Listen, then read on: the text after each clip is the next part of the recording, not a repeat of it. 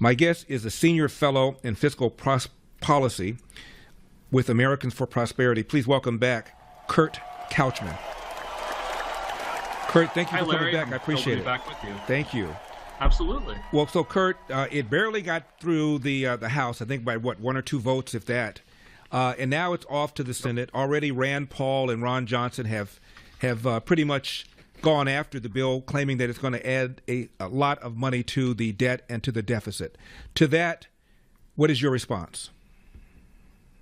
Well, first of all, I want to give House Republicans a lot of credit. People didn't think they were going to be able to get it done, but they did. They worked together with all the different factions of the House Republican Conference, and they were able to get something that passed the House.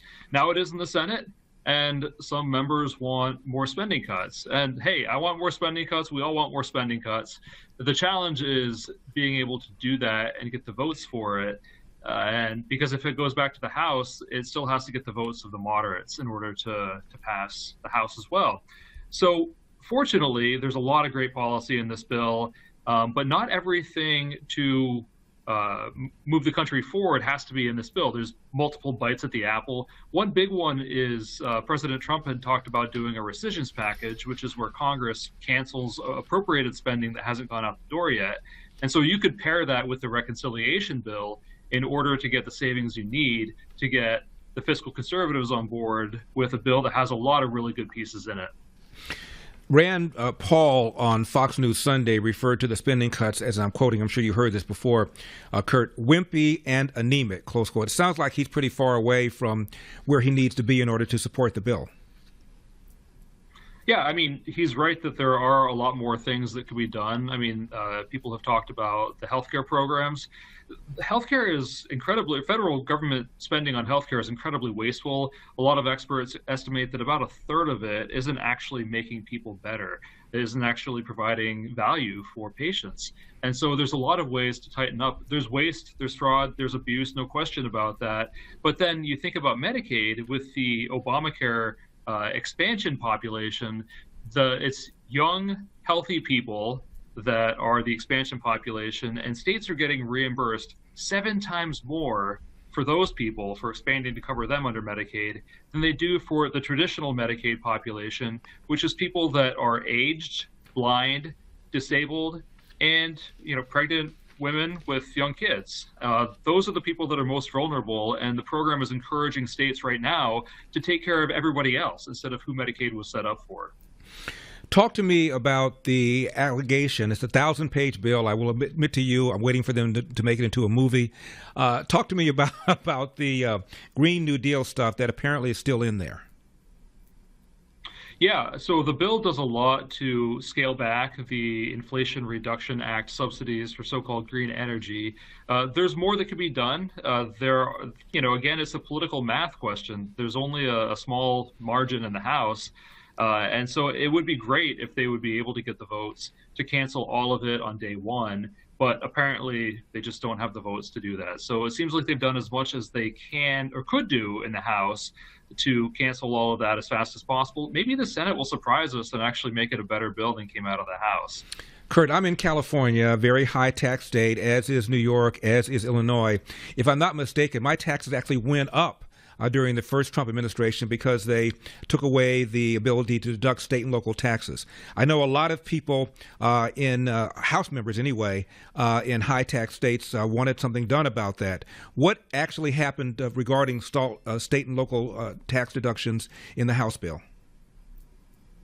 Right. So when the Tax Cuts and Jobs Act was enacted in 2017, there were 2 provisions that interacted. Yes, there was the cap on the state and local tax deduction, but it also significantly loosened up the alternative minimum tax, which provided essentially about a $20,000 per household effective cap on state and local tax deductibility.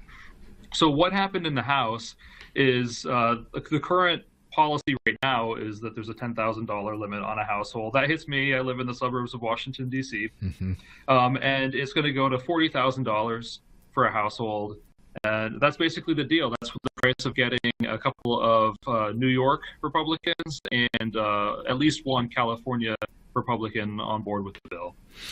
Let's talk about Donald Trump's promise there'll be no tax on Social Security. I understand there's some sort of deduction in the House bill on that.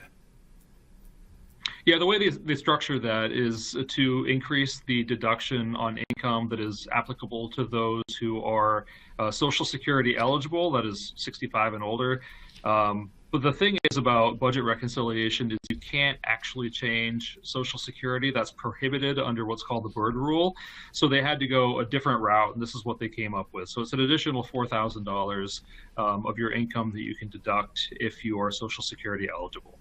My guest is Senior Fellow in Fiscal Policy with Americans for Prosperity. By the way, for more information on their fight to extend the tax cuts, go to www.protectprosperity.com and take action today. Kurt, what's the hammer on people like Rand Paul, like Ron Johnson? Is Donald Trump threatening to get them primaried or something like that? Yeah, I mean, pressure is always something that President Trump will try to apply.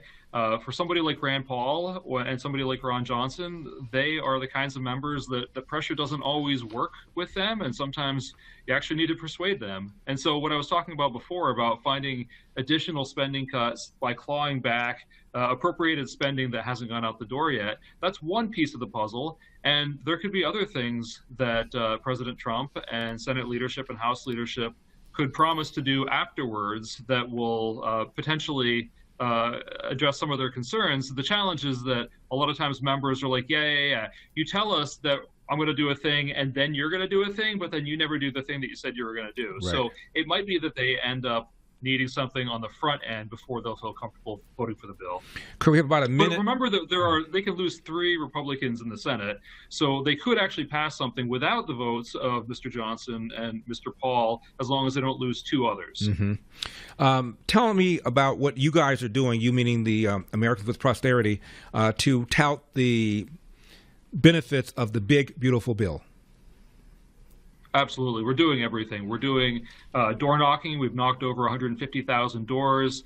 There are 30,000 plus letters sent directly to lawmakers. We've done meetings all across the country with legislators and town halls, 500 plus rallies and events all over the country.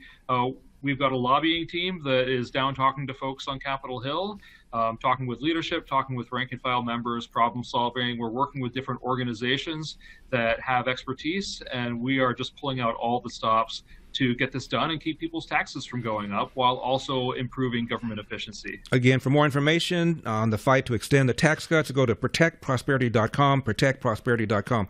Kurt, thank you so much and good luck. I hope we get this across the finish line. We really do need this. Absolutely. Yep. I appreciate you. God bless.